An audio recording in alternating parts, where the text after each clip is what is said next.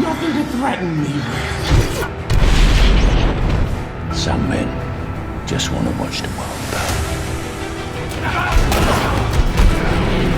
It's about what's fair! Hit me!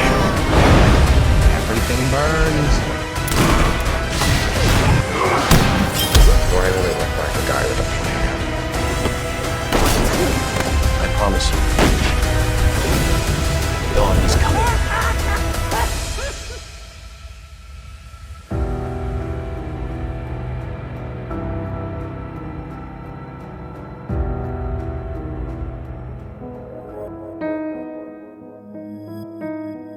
In broad daylight in Gotham, a group of criminals in clown masks are about to rob a bank. A couple of them enter through the roof, while the others start the heist on the first floor. One of the robbers on the roof shoots the other as soon as he finishes deactivating the security system. He then enters the building and starts drilling through the vault door. A bank worker who witnesses the robbery shoots one of the assailants with a shotgun and continues his firefight. One of the survivors goes with the driller to kill him and collect the money, which belongs to the mafia. When the last two get everything together, a school bus runs over one of them. The driver gets out to help with the money and is then shot by the last assailant. What do you believe in? I believe whatever doesn't kill you simply makes you stranger.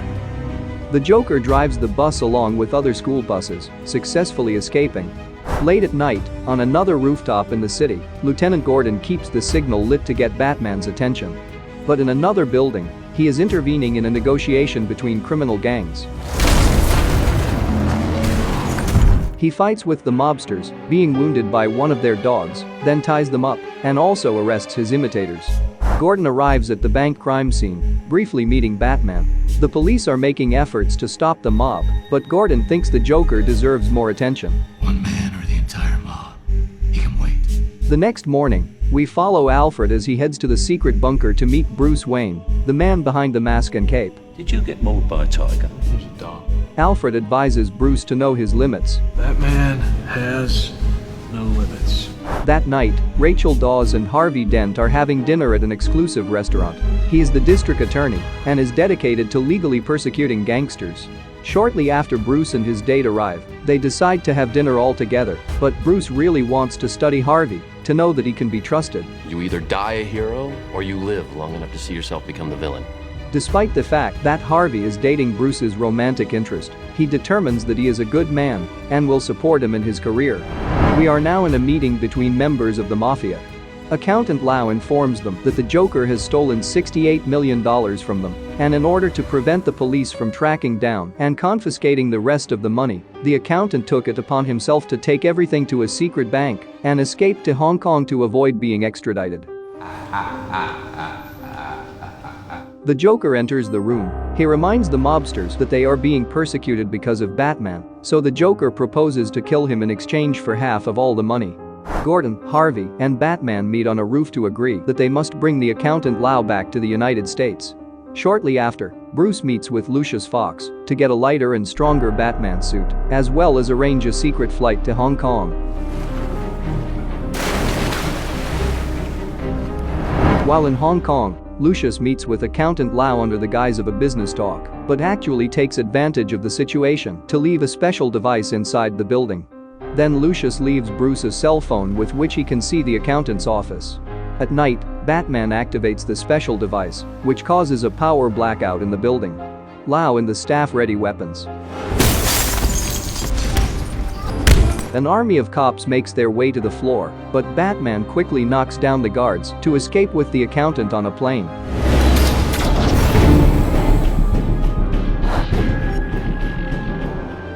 Lau is taken to Lieutenant Gordon to make a deal. He will rat out the mobsters he works for in exchange for immunity and not touching the money. The mob is at lunch, agreeing that they will hire the Joker to kill Batman. Gordon enters the restaurant and arrests them all. The mayor is talking to Harvey about what happened when suddenly a corpse falls against the glass. He was a Batman impersonator killed by the Joker, who recorded a video to warn that he will kill every day until Batman turns himself in. We are now at an event at Bruce's mansion. Harvey and Rachel attend as a couple. Soon Bruce arrives in a helicopter to give a speech supporting Harvey. Later, Bruce tells Rachel that he thinks Harvey will be the one to protect Gotham instead of Batman. At the police station, they find out that the Joker is going to try to kill 3 people that night: Harvey, the judge who jailed the mobsters, and the police commissioner. The judge gets into her car and it explodes. Gordon goes with the commissioner, who takes a poison drink. Bruce acts fast and hides Harvey. The Joker and his henchmen arrive at the event. Where is Harvey Dent? He intimidates the guests, especially Rachel, when suddenly Batman shows up and takes down almost all of the criminals. The Joker takes Rachel hostage, drops her out the window, and Batman jumps in to save her.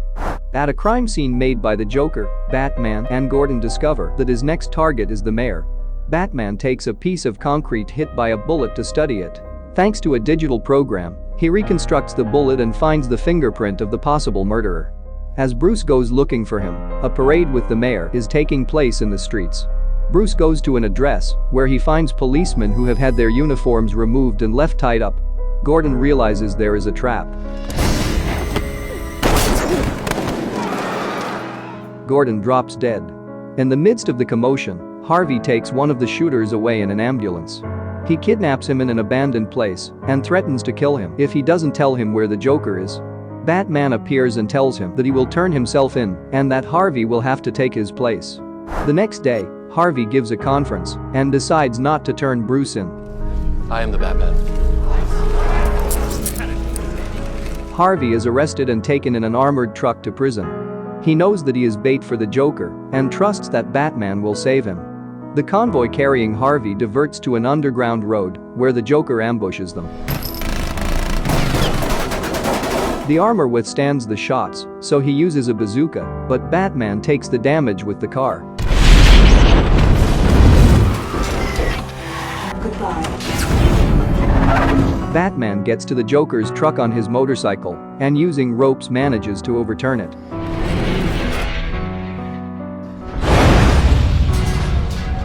He gets out of the truck and provokes Batman into running him over, but he is true to his principles and doesn't.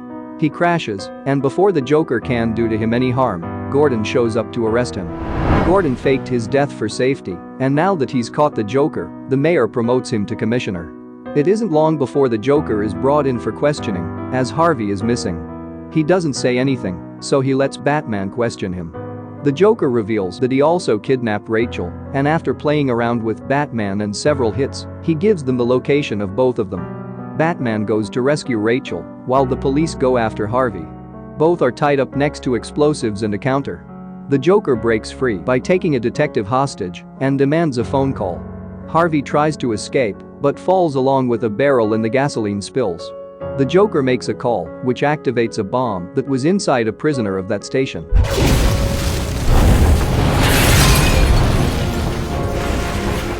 Batman arrives at the location, but finds Harvey instead of Rachel.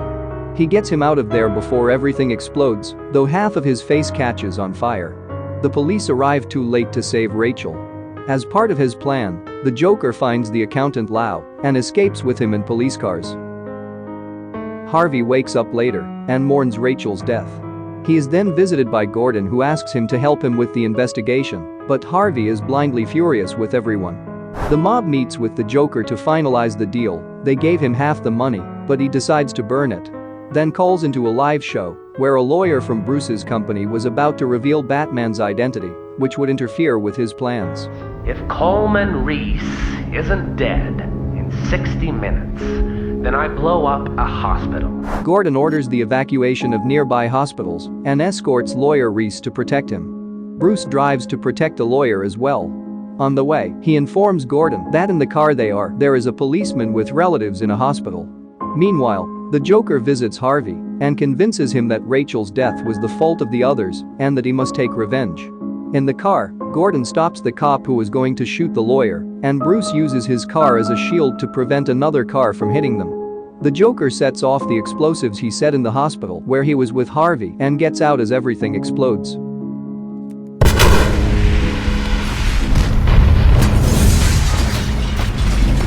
Later, the press shows a video where the Joker announces that he will take over the entire city by nightfall, so those who want to leave should do so now. Harvey visits one of Gordon's detectives at a bar. Who picked up Rachel Lords? He is looking for possible culprits whom he will kill depending on how his coin lands. Batman shows Lucius his latest invention, a system that uses every cell phone in Gotham to make a live map of every corner of the city. He leaves it for Lucius to track down the Joker. Continuing his killing spree, Harvey sneaks into the car of Maroney, one of the mobsters, who confesses that the officer who betrayed Rachel is called Ramirez. Maroney is saved from being shot, but not his driver. By nightfall, several citizens and prisoners are escaping Gotham on two separate ferries. The Joker cuts the signal of the ships and via intercom informs them that both ferries are loaded with explosives and that they will be detonated at midnight unless one of the ships activates the other ship's detonator. Harvey finds Officer Ramirez and forces her to trick Gordon's wife into coming with her children to him. Live to fight another day, officer. Using the tracking system, Batman locates the building under construction where the Joker is and shares the information with Gordon. They note that there are several of the Joker's henchmen wearing masks. Batman enters the building before the cops. He finds out that those henchmen are actually hostages and stops the cops from shooting them. He also discovers that the real henchmen are disguised as doctors, and when he and the police stop them, Batman goes to the Joker's floor. The two fight and, taking advantage, the Joker subdues Batman. Meanwhile on the ferries, it's about to be midnight, but neither crew was morally capable of blowing up the other ship. Not the civilians, not the prisoners. The Joker is disappointed that none of the ferries have exploded at midnight, so he is about to set off the bombs himself when Batman fires blades at him and throws him into the void.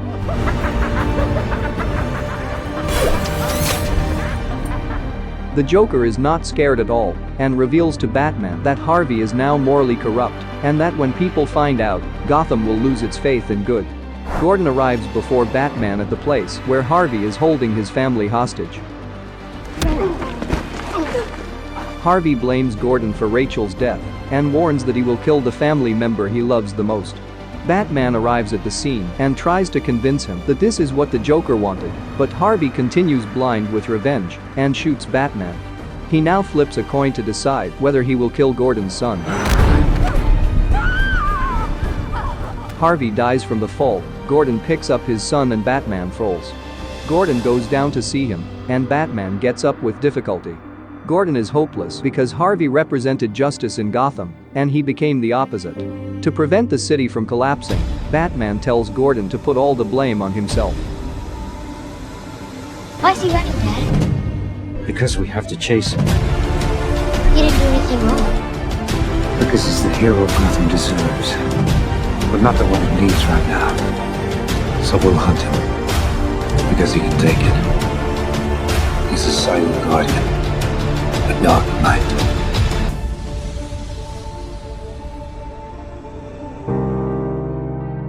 Gotham is a city that is in limbo between order and chaos. To achieve the first and not the second, not only must the rules be respected, but also the citizens must not lose their faith in good and justice, which would be the soul of Gotham. Batman can take on a criminal minority, but he could never take on an entire city without rules. The Joker has set out to show how absurd it is to live under systems. Along the way he has pushed Gotham to cross boundaries like corrupting cops and making its citizens attempt to commit murder. But he has mostly pushed the city's protector to the limit. Batman aims to maintain order in the soul of Gotham. While doing this, he relies on two normative ethics. The first is consequentialism, which holds that an action is correct depending on its result. Batman believes he is justified in doing a lesser evil if it means obtaining a greater good. This is why we see him do things that are immoral in order to stop the Joker. We see him destroy public and private property, break the privacy of the entire city, torture criminals who have not yet been tried, and in the end we see him lie arguing that sometimes the truth is not good enough.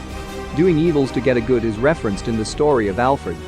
That bandit in the forest in Burma. Did you catch him? Yes. How?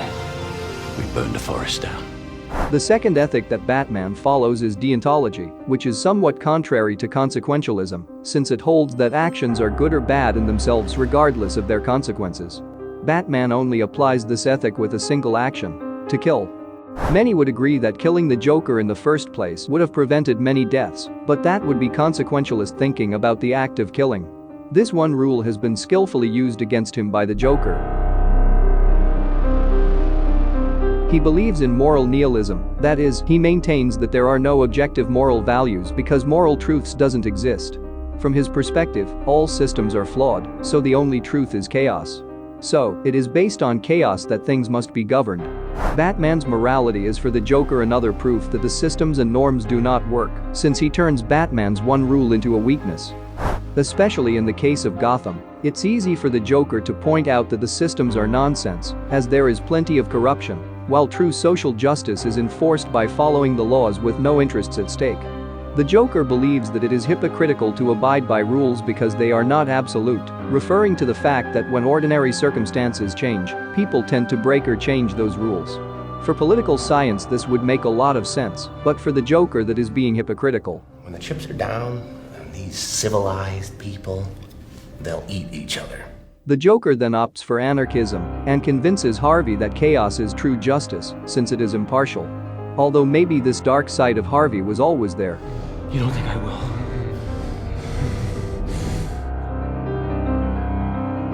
At first Harvey has a coin with both sides equal, stating that he makes his own luck. But after the explosion, his coin burns on one side and turns into a normal coin with a 50-50 chance. Before the coin represented control. Then the Joker convinces him to embrace chaos with a coin whose outcome you can't control. Harvey is a fundamental piece in the fight between the Joker and Batman. Your stand against organized crime is the first legitimate ray of light in Gotham in decades. The figure of Harvey sustains the belief in the good of the city. At the end of the film, the Joker didn't win just because Batman and Gordon decided to hide the truth. It was a Pyrrhic victory, a victory with very high costs, because the city lost its White Knight and its Dark Knight. The hope that leaves the end is the maintenance of order in Gotham, and the fact that Batman has not disappeared forever, but he will continue to watch from the shadows.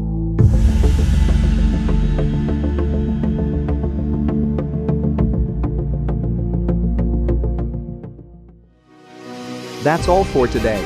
If you liked it, don't forget to subscribe and share this content to support it. And as always, thank you very much for watching.